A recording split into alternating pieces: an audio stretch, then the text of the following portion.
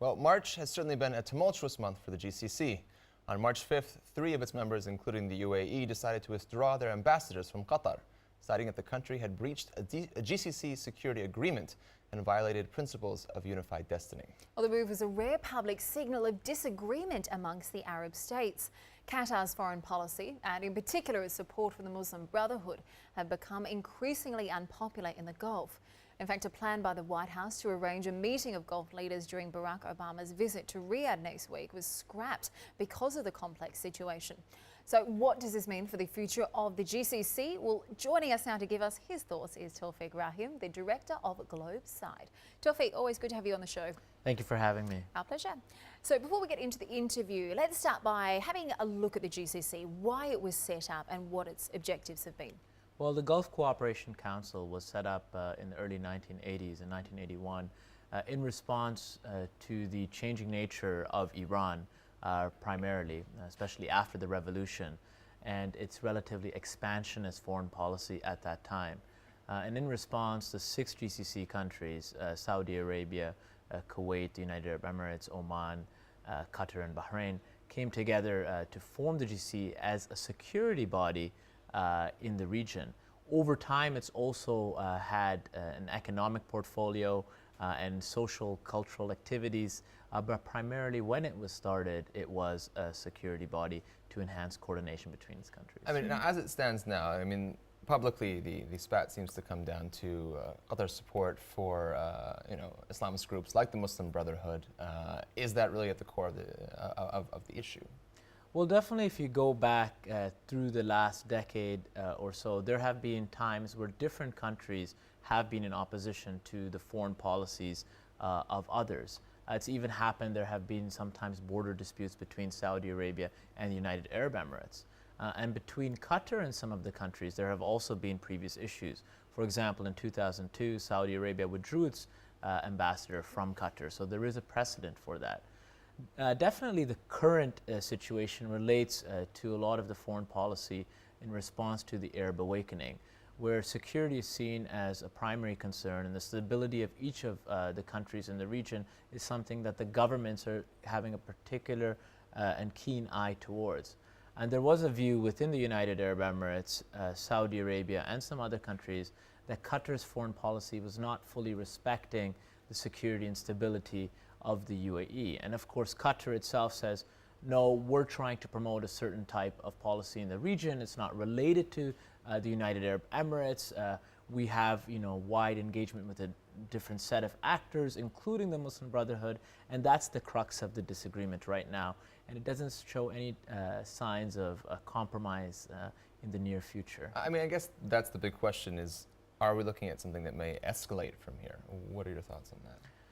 Well, I don't think it's going to escalate to something too much beyond what it is right now, which is a diplomatic squabble. All the commercial relations are still ongoing, and there are a wide set of transportation links that are still in place. Beyond that, the GCC is going through a very reflective time, broader than just Qatar, because of various geopolitical shifts in the region, related to Iran, for example, and on a global level related to the interplay between Russia and the US, and the changing nature of the United States' role in the region itself. Is it really that guarantor of security? Do its red lines really mean anything? And so for countries like Saudi Arabia, they're trying to rethink what is their security architecture overall in the GCC, and where does that come from? So there's really a larger set of issues that are being grappled with right now. I mean, Saudi shows no signs of backing down over this. Qatar has said that their independent foreign policy is simply non-negotiable. So how do you see it playing out? Well, these countries have really been in concert with each other for the last 3 decades through the GCC. But since the founding of the United Arab Emirates, for example, in 1971, and some of the other states, they've learned to live together despite differences. A lot of the smaller GCC countries have differences with Saudi Arabia, being that big neighbor, for example. They've never gone away, but people have learned to live with. There's actually a lot of borders that are non-demarcated that remain in the GCC that have not been agreed on. And so I think there's an element of, will they come to an alignment on these policies? Perhaps that's going to take a while. Will that lead to a What broader kind of time frame might you guess? I mean, obviously I'm putting you on the Right. spot. Well, you know, it depends on what actions are being requested. I could foresee it that Qatar really does not capitulate to the demands being put in front of it at any point in time.